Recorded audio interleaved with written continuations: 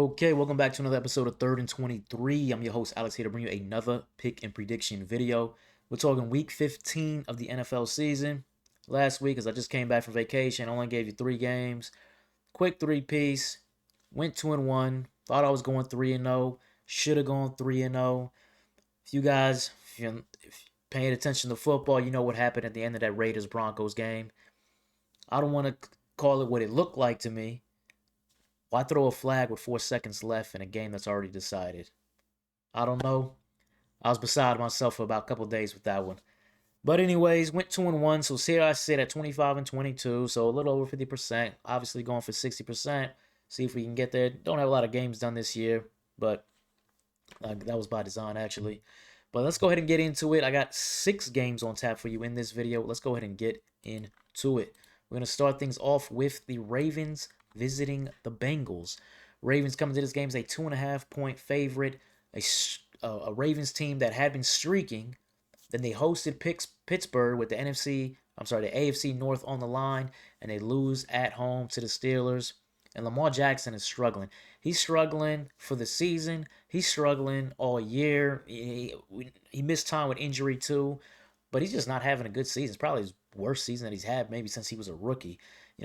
Negative 19.65 EPA over the last 3 weeks. That's 28th in the league, 23rd in the league for the season. Part of the problem, a lot of you guys, if you watch social media, you already know. I'm not going to call dude out, but you already know what the issue is on the offensive line. 42% pressure rate for Lamar Jackson. That's 33rd, right? Obviously, there's 32 teams, but we got other quarterbacks who qualified. 33rd out of, I think I have at 36 quarterbacks that qualify that have had enough attempts. It's not good. Lamar's been running for his life under a ton of pressure. There's still a lot of good skill position talent there. I still think Lamar can play too. This is a good team that I think the offensive line is letting them down right now. The first time they played Cincinnati was the Joe Burrow return game. Ravens had 5 turnovers in that game on Thanksgiving night, and they lose at home 32-14. Joe Burrow had a solid game, but it really was the turnovers that did them in. Is that going to happen this second game around? The Bengals, the big issue has always been on the defense side of the ball. They might have the worst defense in the NFL. They're right there with the Cowboys, but 32nd in EPA allowed, explosive allowed. They're bottom of the barrel in every pass metric that matters. And oh, by the way, T. Higgins has been ruled out for this game with another concussion. And then finally, is Burrow locked in for this game? You guys, if you saw the comments from Joe Burrow, he's talking almost. He sounds a little bit like Andrew Luck sounded like when he was about to retire. That's kind of what he sounded like. I don't know. Maybe he wants to change his scenery. Maybe he wants to change not in ownership, but in management, because they're not helping him out with that offensive line, right? Let's just call it what it is. But anyways, for this game, for me, I don't see 5 turnovers happening again. The Ravens are better than the Bengals. The Ravens, to me, are the best team in the AFC North. The Ravens still got a chance, only a game behind Pittsburgh, to win the North and get to the playoffs.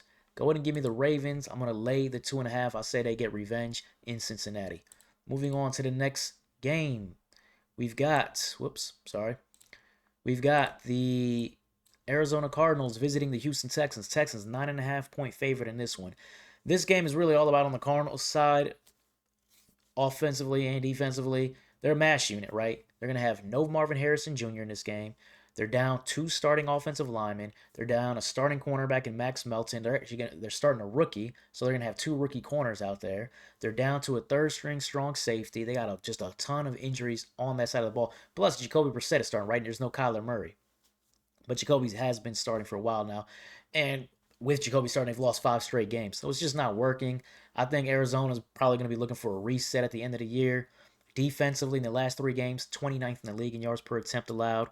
31st in success rate allowed. It's a bad defense. It's an offense with really just Trey McBride. That's basically it on the offensive side of the ball. Just throw it to Trey McBride, because wide receiver options are going to be Michael Wilson and who, right? Going against the Texans defense, which is probably second best defense in the league behind the Broncos, you might say. Some people might say first. Top 5 in all pass defense metrics that matter.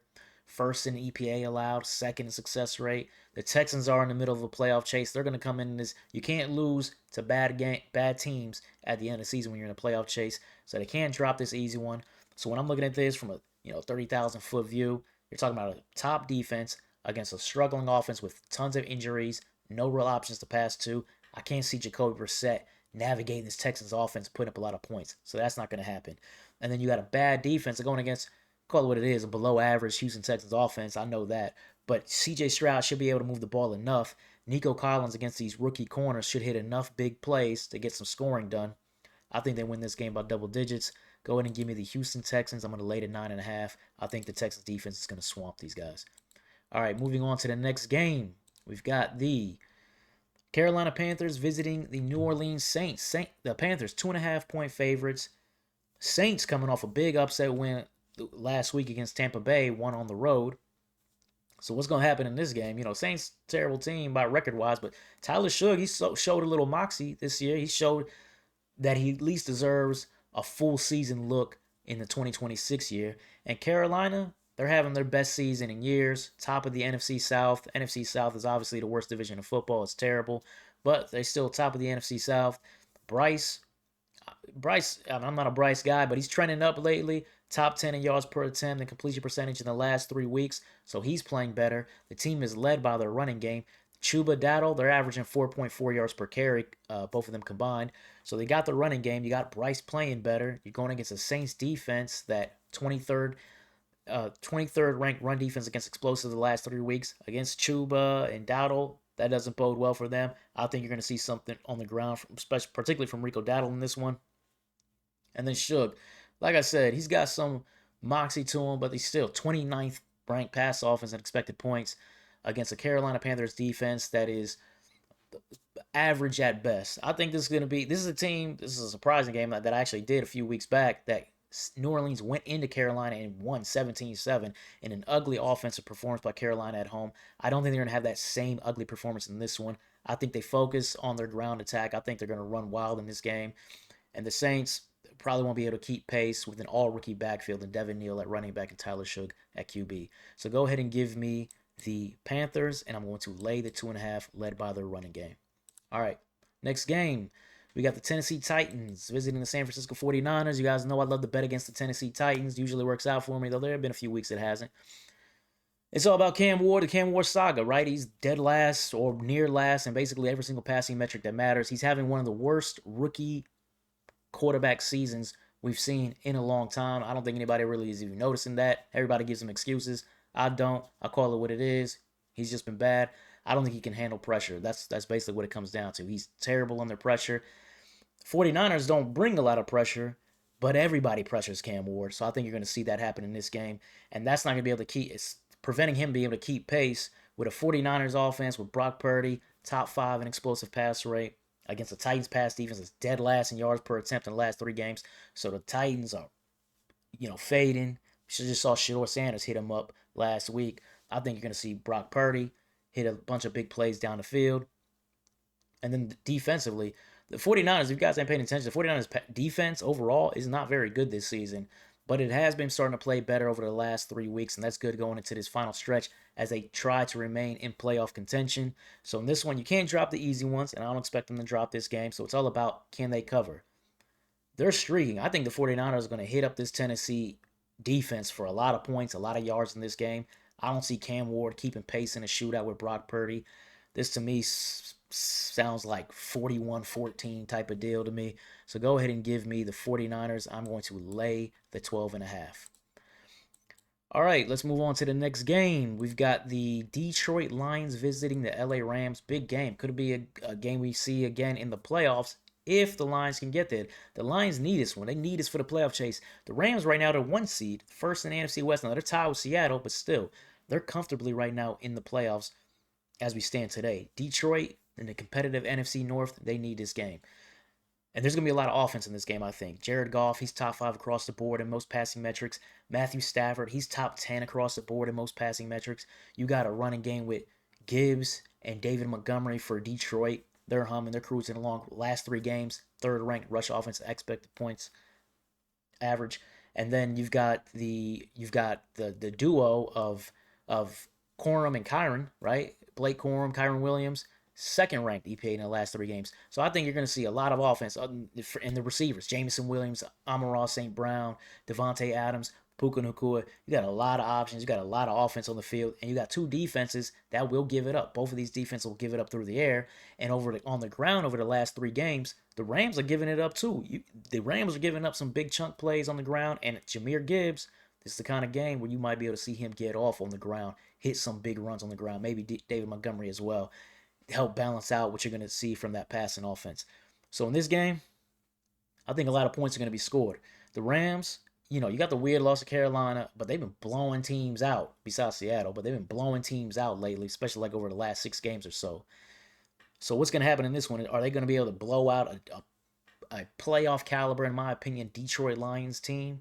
I'm going to say no. I don't know who's going to win this game, but go ahead and give me give me the Lions with the +6. I'm not saying Detroit's going to go into LA and win this game, but I think they're going to keep it close, keep it competitive. I think it's going to feel like a playoff game. All right, moving on to the 6th and final game. We've got the Indianapolis Colts visiting the Seattle Seahawks. Now, this is a game that I was going back and forth on whether or not I was actually going to do this game.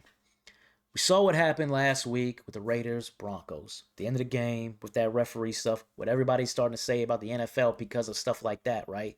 I've never said it before, but that was just something to me.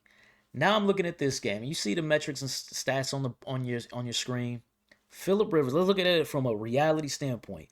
Phillip Rivers is 44 years old, hasn't played since 2020, 5 years. He hasn't taken an NFL hit in 5 years. He's on the team for 6 days, and he's going to start. There's no way, there is no way, especially with a Colts running game that is struggling. Colts, if you got Jonathan Taylor in fantasy football, you know what I'm talking about. 3.4 yards per carry over the last 3 games. Negative 0.22 EPA per attempt over the last 3 games. That's 31st in the league. So you're going to have a struggling running game going against one of the top run defenses in the league, right? So already you can't say Jonathan Taylor's going to get off. And this guy who, Phillip Rivers was great in his time, hasn't played in 5 years, 44 years old. What is he? He's about to cook a very good Seattle Seahawks defense. Second ranked in pass defense allowed. First in yards per attempt allowed. This doesn't make any sense. This has to be 38-3 Seattle, something like that. So go ahead and give me the Seahawks with Darnold cooking with a defense that should absolutely shut Indianapolis' offense down. I think the Colts are going to lose out without Daniel Jones. Give me the Seahawks laying the 13.5. It makes no sense that this game should even be competitive. I know a lot of eyes are going to be looking at it for other reasons, right? On seeing what's on the up and up. But it doesn't make any sense. And this opened at 10.5, by the way. So I know a lot of money poured in on Seattle and took that 10.5. I was too late. We're going to see what happens in this one. But anyways, that wraps it up. 6 games on tap for you in this video. See if we can get a good week going. And if you like the content, please like, comment, subscribe, all of that, as you're going to see more pick and prediction videos going forward. Take care.